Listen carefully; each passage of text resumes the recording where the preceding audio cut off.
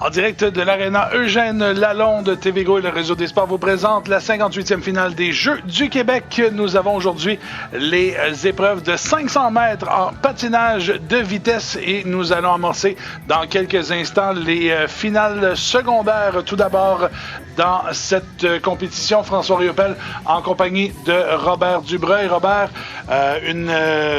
des qualifications qui ont quand même donné beaucoup de... quand même un bon spectacle. Là, on va avoir un spectacle, des courses possiblement un peu plus rapprochées en finale. Oui, ben alors les meilleurs de chaque qualification se retrouvent en finale A. Ensuite, par les résultats des qualifications, on repositionne les autres patineurs dans les finales B, C et D. Donc, l'homogénéité va être accrue. Des courses plus serrées, oui. Des dépassements serrés. On en a vu quelques-uns. On a vu toutes sortes de choses en qualification. Ce fut très intéressant. On a même été revoir les procédures de la fédération pour être sûr de bien saisir les différents enjeux. D'ailleurs, lorsqu'il y a 2 surclassements dans une ronde de 500 mètres comme ça, on se retrouve à 6. Les premiers des 4 vagues sont les 4 premiers positionnés en finale. Par la suite, les 2 surclassés en finale A sont les 5e, 6e. Ce qui fait en sorte qu'on ne va pas chercher le meilleur temps. Nos règles nous amènent à seulement 6 patineurs aux 500 mètres. C'est un sprint. On ne peut pas ajouter des patineurs parce que c'est la sécurité qui sera en jeu. Ouais. Et c'est comme ça que ça a été traité selon nos procédures. Et on l'a vu là, durant les 15 ans masculins, on l'a vu là, avec la chute qui a mené à la chute en fait, le contact de Andy Mihaela aux dépens de Justin Duguay. On va essayer de voir, je ne sais pas si tu as eu des nouvelles, si Justin Duguay va être en mesure de reprendre. Je sais qu'il avait été blessé. Ouais, non, j'ai pas eu de nouvelles dans son cas. Il a certainement fait un petit tour par l'infirmerie, la salle de traitement. On le verra tantôt en finale. Peut-être j'aurai des nouvelles auparavant. Si tel est le cas, ben, je pourrais le faire savoir. Temps de vous rappeler que nous avons sur notre chaîne numéro 2, on a les compétitions de plongeon qui sont présentement en cours. Gilles Péloquin en compagnie d'Emmanuel Dupuis qui sont avec vous pour une partie de la journée. Plus tard cet après-midi, sur la chaîne numéro 3, nous aurons des demi-finales dans le tournoi de curling. C'est donc ce que nous avons aujourd'hui au rds.ca dans cette avant-dernière journée des compétitions ici aux Jeux du Québec. Je vous rappelle, si vous voulez partager et discuter avec nous de cette 58e finale, vous n'avez qu'à utiliser le mot-clic JDQ 2024 sur Facebook, Instagram, YouTube et TikTok. Que vous soyez ici à Sherbrooke ou encore chez vous à la maison, à nous regarder au rds.ca. N'hésitez pas à partager avec nous. Merci à nos commanditaires Desjardins, Sport Expert, Proxy, Oasis, le lait au chocolat, Kruger, ASICS et le groupe Custo. On commence avec la finale B chez les filles de 12 ans. On débute de Bourassa en numéro 1, Sarah Merheb. De la Rive-Sud en numéro 2, Sophia Guichard. De Lac-Saint-Louis en numéro 3, Savannah Gordon. Du centre du Québec, Flora Guillemette en numéro 4 et Johanna Ngetcho Zenjang de la Côte-Nord. C'est parti, la finale B chez les filles de 12 ans. Ça joue dur au premier virage et c'est Sophia Guichard qui ressort premier. Sarah Merheb qui était deuxième mais qui se fait dépasser par l'extérieur par Flora Guillemette qui voit maintenant Ngetcho Zenjang qui lui prend la deuxième place. Sophia Guichard qui s'amène donc... en tête présentement de cette course avec maintenant 2 tours à faire. Oui, on le voit déjà, le peloton est plus resserré que la moyenne des courses de qualification. Oui, là, il y a un dépassement. Là. C'est Flora Guillemette qui vient de prendre le premier rang de la course. Guillemette devant Ngetcho Zenjang. Sophia Guichard qui est maintenant 3e. On pourrait qualifier la jeune Guichard de généreuse. Elle a laissé beaucoup d'espace à l'entrée du virage. Très serré. Virage, c'est Johanna Ngetcho Zenjang qui remporte la course, qui va terminer 6e, 1/10 de seconde devant Flora Guillemette. Une course qui nous aura donné beaucoup d'intensité. Oui, Et, de choses à décrire. En fait, j'étais en train de dire que la jeune patineuse de la Rive-Sud était entrée très large dans le virage. Malheureusement pour elle, ça a permis à 2 patineuses de la dépasser, dont celle qu'on voyait à l'écran qui a remporté la course. On va voir au Petit départ. contact au départ. Est-ce que Merab a passé à l'extérieur des cônes? À l'intérieur, oui. Oui. C'est possible. On voit ici le dépassement, le double dépassement. La patineuse de la Rive-Sud ne collait pas assez ses blocs et très serré entre la patineuse de la Côte-Nord et celle du centre du Québec. Ça a été très serré. Alors, bravo à Johanna Ngecho-Zenjang qui va terminer 6e. On passe à la finale C maintenant chez les filles de 12 ans. On a Karina Gréavou de Laval à votre droite, Anaïs Jouer de l'Estrie, Isabelle Boudreau de l'Outaouais, Victoria Lamoureux de la Naudière et Mégane L'Espérance de Richelieu-Yamaska. Et c'est parti, le signal qui est donné. La course qui est en cours, la finale C, et c'est Gréavou maintenant qui prend les devants de la course. Très serré toutefois, Victoria Lamoureux de la Naudière qui vient de prendre le 2e rang et qui se rapproche de la meneuse dans cette course. Gréavou toujours de Laval en tête. Alors, parfois, le départ est une chose aux 500 mètres en patinage courte piste, mais par la suite, des patineurs qui ont une belle vitesse de pointe sont capables peut-être parfois de rattraper le patineur qui a un excellent départ. Donc, d'une course à l'autre, ça peut varier. Toujours Gréavou en tête pour Laval et Anaïs Jouer qui vient de passer 2e. Et ce sera... je ne sais pas s'il y a eu contact là, dans le virage. Donc, Karina Gréavou qui va remporter la course termine donc au 11e rang et ce sera extrêmement serré. Je crois que c'est Annabelle Boudreau de l'Outaouais qui va avoir tout juste devancé Victoria Lamoureux de la Naudière qui va terminer 3e. Une course, ça a été serré là, pour la 2e place dans cette fin de course. On va revoir quelques séquences de cette finale C.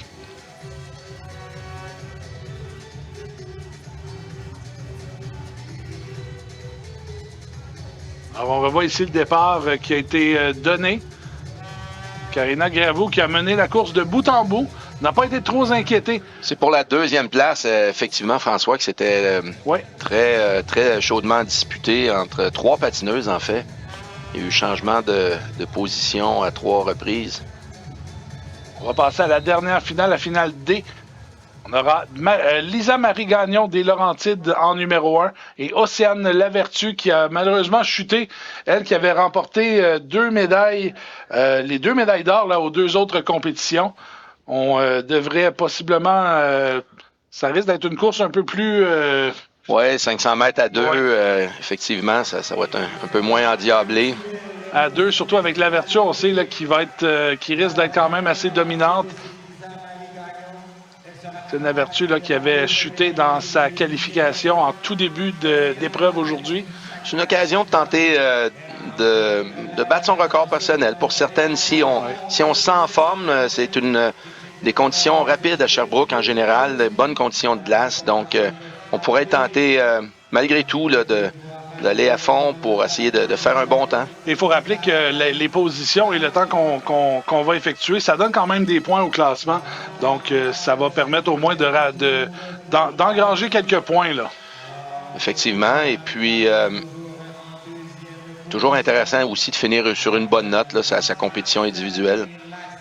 Alors, Océane Lavertu, donc, qui va terminer au 16e rang chez les filles dans la catégorie des 12 ans. Et ça va nous mener donc à une prochaine finale B, alors qu'on va revoir les moments de la course qui a été bien sûr menée sans trop de surprise par Océane Lavertu. On va passer donc, oui. Il y avait quand même une bonne différence de physique, peut-être d'expérience aussi entre les deux patineuses. On voit le départ et on voit l'écart s'était creusé plus tard dans la course. Alors, en finale B, dans les 13 ans chez les filles, on aura en numéro 1 Jolène Dion du Saguenay-Lac-Saint-Jean, Deva Beau-Rivage du Lac-Saint-Louis, Mia Durocher de Montréal, Charlie Kraft de l'Estrie en numéro 4 et Zoé Paradis de la Naudière en numéro 5. Alors, c'est parti, la finale B. Chez les filles de 13 ans, immédiatement, c'est la coureuse numéro 1, Jolène Dion, qui prend les devants de la course, suivi de près par Deva Beau-Rivage du Lac-Saint-Louis. Ça va être très serré en tête de cette course. Dion qui conserve l'avance. Beau-Rivage qui voit Dion devant elle prendre ses distances. C'est toujours Dion en tête. Beau-Rivage suivi de Charlie Kraft, Zoé Pelletier et Mia Durocher. Et on continue. Dernier tour maintenant. Jolène Dion qui était à peu près à 10 secondes au tour. Et Jolène Dion qui va donc terminer au 6e rang chez les 13 ans. Ce sera suivi par Deva Beau-Rivage et Charlie Kraft. Et en fait, je crois que c'est Mia Durocher que j'ai vu de la région de Montréal. De la région de Montréal qui a terminé 3e. Donc, une belle course menée de bout en bout par Jolène Dion de la région du Saguenay-Lac-Saint-Jean. On revoit les images de cette course.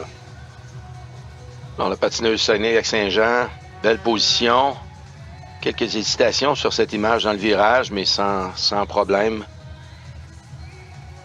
Course relativement convaincante pour elle. Aurait sans doute, évidemment, aimé se retrouver en finale, bien sûr. Oui, bien sûr.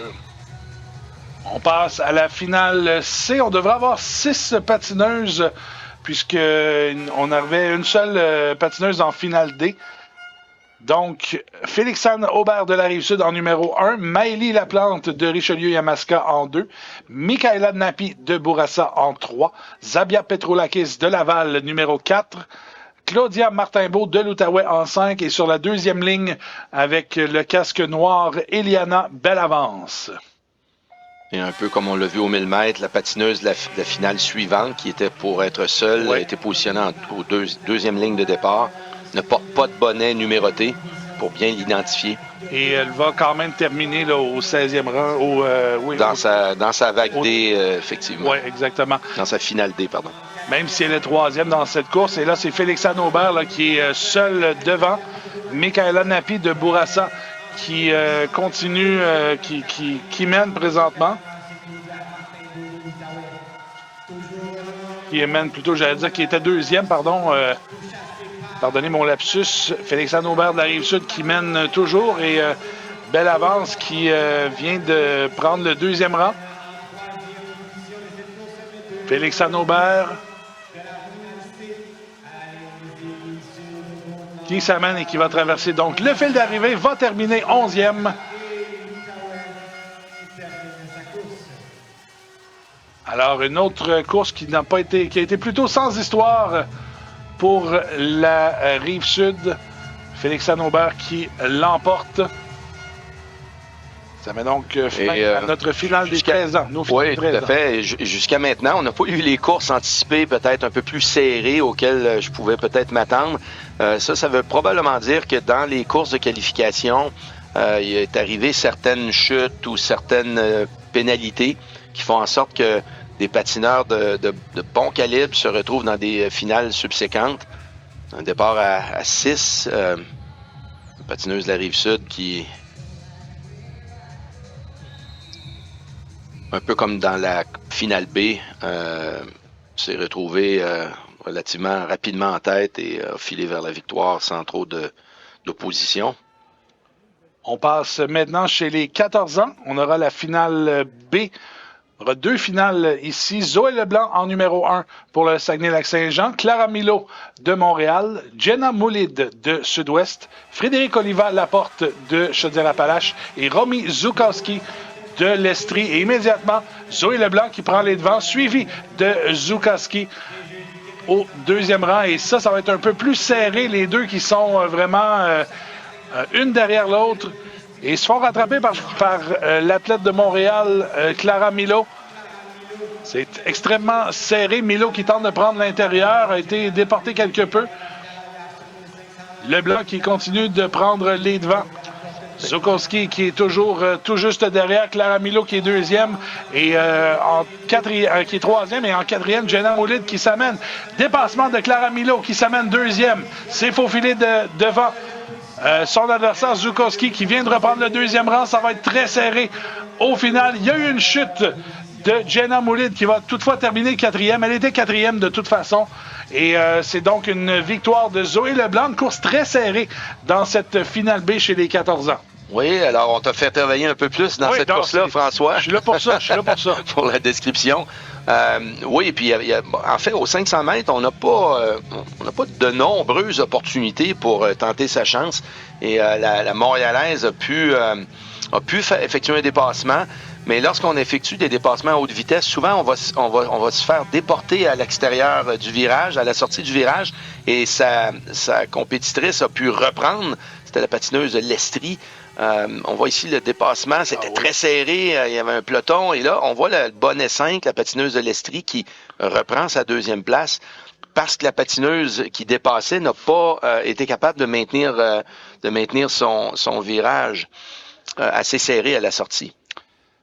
La finale C maintenant chez les 14 ans. Deux patineuses, Annabelle Roy de Lanaudière et Alissa Bouchard de Capitale-Nationale, respectivement les bonnets 1 et 2. Et c'est parti pour la finale C chez les 14 ans du côté féminin. Et Bouchard est une patineuse qui était tombée en qualification. J'ai le souvenir, dès le départ, dès les premiers mètres, elle était tombée. Donc, se retrouve dans la dernière finale, puisque son temps n'était évidemment pas suffisant. Et c'est elle qui, bien sûr, a les devants dans cette course. Annabelle Bouchard qui ne sera pas trop inquiétée, à moins d'une chute, là, je crois, va facilement remporter la course et terminer au 11e rang. Peut-être 16e. Non, on a seulement... Tu as tout à fait raison, François. 3 vagues. Tu as tout à fait raison. Seulement 3 vagues dans cette catégorie. Elles sont 12 chez les... C'était une des catégories à 1+2. Oui, exactement. Donc, en 51 secondes et un dixième, Alicia Bouchard, de la Capitale-Nationale, qui l'emporte devant Annabelle Roy. On a vu, là, au départ, c'était quand même côte à côte, même que Roy avait peut-être pris les devants dans le premier virage, mais ça n'a pris que quelques mètres pour voir Bouchard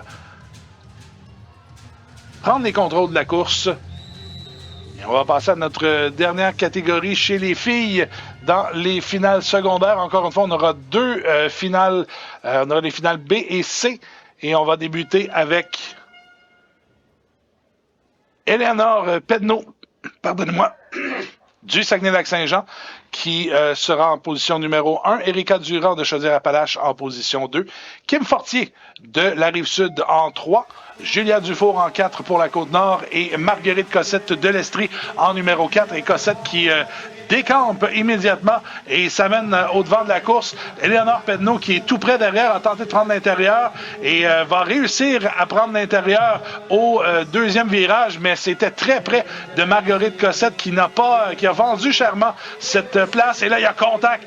Deux patineuses qui sont entrées en contact et qui se retrouvent dans les matelas. La course se poursuit. Éléonore Pedneau du Saguenay-Lac-Saint-Jean qui est première, suivie de Kim Fortier et de la Côte-Nord, Julia Dufour. C'est Cossette et Erika Durand là, qui ont chuté. On voit Cossette là, qui s'est relevé. On a encore une course. Il y a petit contact entre Fortier et Pedneau et c'est Fortier qui prend les devants de la course alors qu'on arrive le dernier virage. Kim Fortier qui remporte la course et termine au 6e rang, tout juste devant Éléonore Pedneau.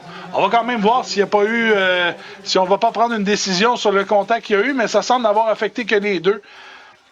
C'était serré au niveau du dépassement.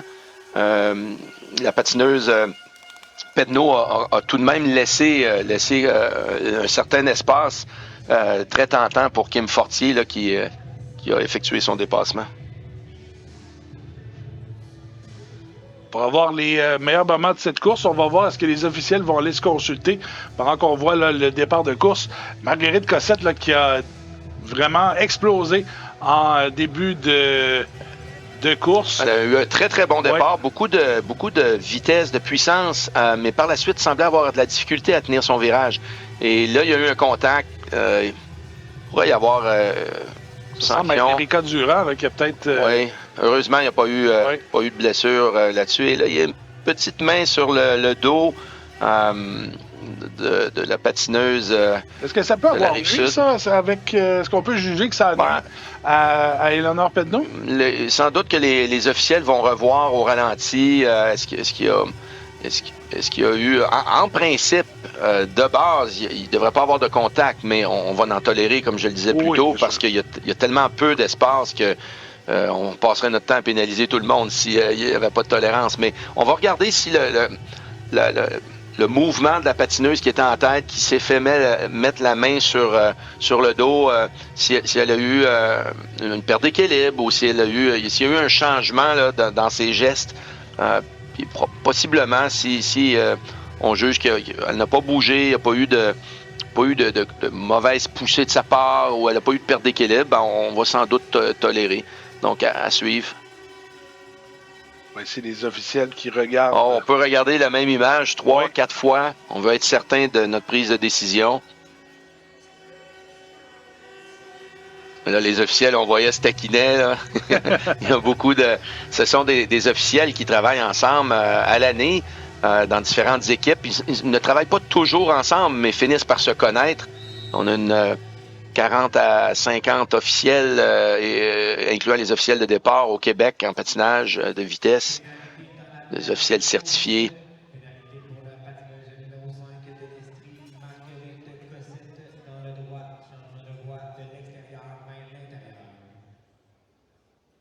Alors, on juge que c'est Marguerite Cossette qui a fait chuter Erika Durand, qui est repassée de l'extérieur vers l'intérieur. Alors, dernière vague chez les...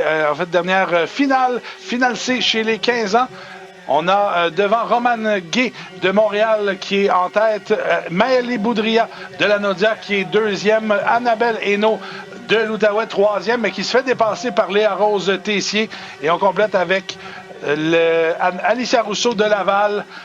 Et c'est Romane Gay là, qui est en tête de course. Romane Gay qui a remporté une médaille de bronze aux 1500 mètres, spécialiste davantage, j'oserais dire, de plus longue distance.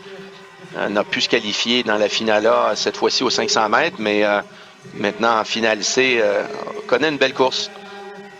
Un tour à faire dans cette course. Romane Gay qui est toujours en tête, mais qui se fait rattraper par la patineuse de Laval. Ça va être très serré. Alicia Rouleau qui remonte, tente de prendre l'intérieur. Est-ce qu'on va l'avoir de l'extérieur? Romane Gay qui va tenir bon et qui va remporter la vague, qui va terminer donc 11e. Romane Gay suivi d'Alicia Rouleau, Maëlie Boudria, Annabelle Hainaut et Léa Rose Tessier pour terminer. Donc une autre course quand même assez endiablée. Ça a été de plus endiablé chez les 15 ans que ça ne l'a été là, dans les catégories précédentes. Et on voit le départ. Romane Gay qui prend la tête, qui avait atteint sa vitesse de pointe, mais la patineuse lavalloise derrière elle avait une belle vitesse. Mais je pense qu'elle est arrivée trop vite. C'est surprise elle-même. Elle n'a pas pu vraiment tenter quoi que ce soit. Elle arrivait très rapidement. La course se terminait. Il ne restait qu'un demi-tour. Et puis... peut-être freiner pour éviter le contact. Oui, exactement. Je pense que ça s'est passé très vite. Et puis... elle termine deuxième. C'est ainsi que se complètent les finales secondaires chez les filles. On aura les finales secondaires chez les garçons dans quelques instants. Le temps de procéder au resurfaçage de l'anneau de glace ici à l'Arena Eugène Lalonde. On fait donc une pause et on vous revient. Vous écoutez la 58e finale des Jeux du Québec au rds.ca.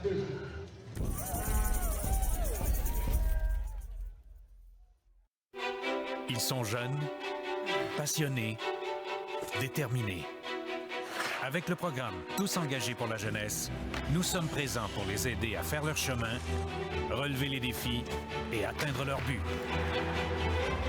Encourageons les jeunes athlètes à persévérer et à réaliser leurs rêves lors des finales des Jeux du Québec.